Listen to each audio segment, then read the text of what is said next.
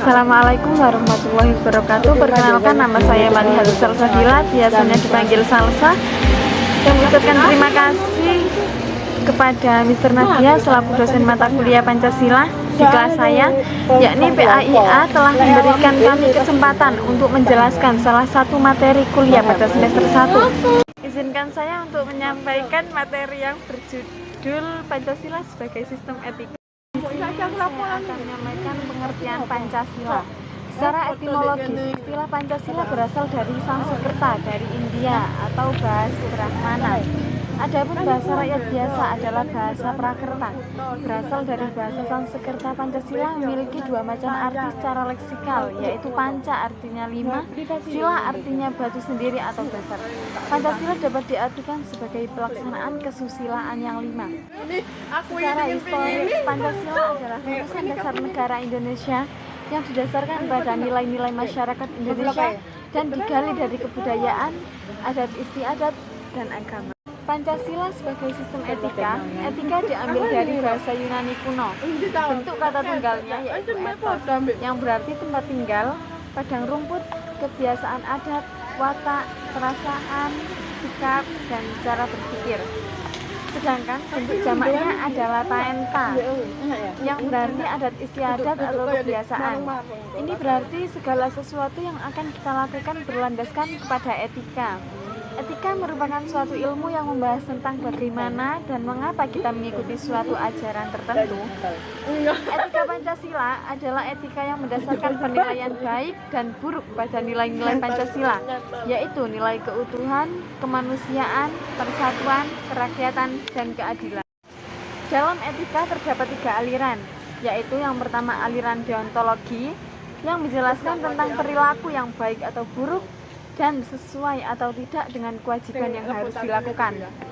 Yang kedua, aliran teleologi, yang menjelaskan bahwa berdasarkan tujuan atau akibat perbuatan dapat mengetahui baik ataupun buruknya perilaku.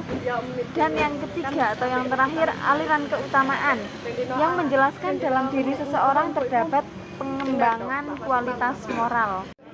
Alasan Pancasila sebagai sistem etika, yaitu Pancasila menjadi sistem etika karena mengandung nilai-nilai fundamental, yaitu ketuhanan, kemanusiaan, persatuan, kerakyatan, dan keadilan, yang berfungsi sebagai pedoman moral dalam kehidupan masyarakat, berbangsa, dan bernegara di Indonesia. Nilai-nilai ini bersifat universal dan kontekstual, mengutamakan etika keutamaan seperti kebijaksanaan, kesederhanaan, keteguhan, dan keadilan. Etika Pancasila mencerminkan harmoni antara hubungan manusia dengan Tuhan, sesama, dan lingkungannya. Argumen dinamika Pancasila sebagai sistem etika.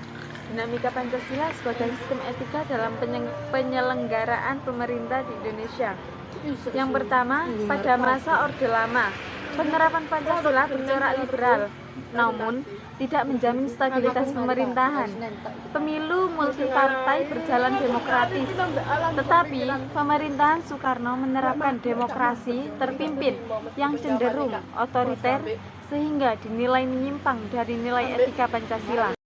Yang kedua, pada masa Orde Baru, etika Pancasila diterapkan melalui penataran keempat dan konsep manusia Indonesia seutuhnya, yaitu manusia yang berperilaku sesuai nilai Pancasila sebagai makhluk individu dan sosial yang selaras, serasi, dan seimbang. Namun, penerapan Pancasila cenderung berpihak pada kekuasaan pribadi Presiden Soekarno, sehingga terjadi penyimpangan penafsiran yang mengarah pada otoritarianisme. Kondisi ini memicu kemerosotan moral, upaya menggantikan Pancasila dengan ideologi lain, kudeta PKI, serta memburuknya situasi ekonomi. Yang ketiga, pada era reformasi, sistem etika Pancasila melemah akibat euforia demokrasi yang sering tanpa landasan etika politik, mengakibatkan penyalahgunaan kekuasaan dan praktek Machiavellisme. Sofyan Effendi menyoroti merosotnya moral bangsa karena kurangnya pengembangan sistem yang berakar pada sila ketuhanan yang Maha Esa. Pancasila bisa dimaknai secara politis tanpa implementasi real. Meskipun masyarakat dapat butir-butirnya, reformasi menuntut reinterpretasi Pancasila agar tetap relevan, kontekstual, dan sinkron dengan kebutuhan zaman. Tantangan Pancasila sebagai sistem etika. Krisis multidimensi seperti konflik sosial dan menurunnya nilai sopan santun, kejujuran, serta amanah semakin menegaskan pentingnya TAP MPR nomor 6 tahun 2001 untuk memperkuat etika kehidupan berbangsa. Yang pertama, tantangan terhadap sistem etika Pancasila pada zaman Orde Lama berupa sikap otoriter dalam penerapan demokrasi terpimpin yang bertentangan dengan semangat musyawarah untuk mufakat. Yang kedua, tantangan terhadap sistem etika Pancasila pada zaman Orde Baru berupa korupsi, kolusi, dan nepotisme atau KKN yang bertentangan dengan keadilan sosial karena hanya menguntungkan segelintir kelompok tertentu. Dan yang ketiga, tantangan terhadap sistem etika Pancasila pada era reformasi berupa euforia kebebasan berpolitik yang sering mengabaikan norma moral.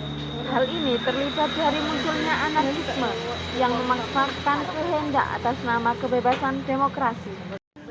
Esensi Pancasila sebagai sistem etika. Hakikat Pancasila sebagai sistem etika. Yang pertama, sila ketuhanan, yaitu menegaskan keyakinan bahwa Tuhan adalah menjamin prinsip moral. Perilaku warga negara harus berlandaskan nilai-nilai agama.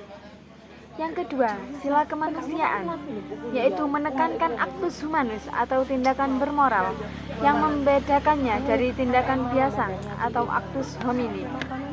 Yang ketiga, sila persatuan, yaitu mengutamakan kesediaan hidup bersama demi kepentingan bangsa di atas kepentingan individu atau kelompok.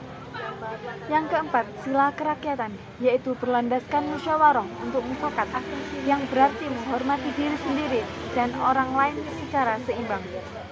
Dan yang terakhir atau yang kelima, yaitu sila keadilan sosial, yaitu menekankan etika keutamaan atau virtue ethics dalam nilai keadilan bukan sekedar kewajiban atau deontologis atau tujuan, yaitu teleologi.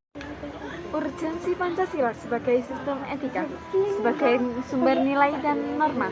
Pancasila mengatur kehidupan masyarakat, berbangsa, dan bernegara. Pancasila sebagai dasar integrasi nasional.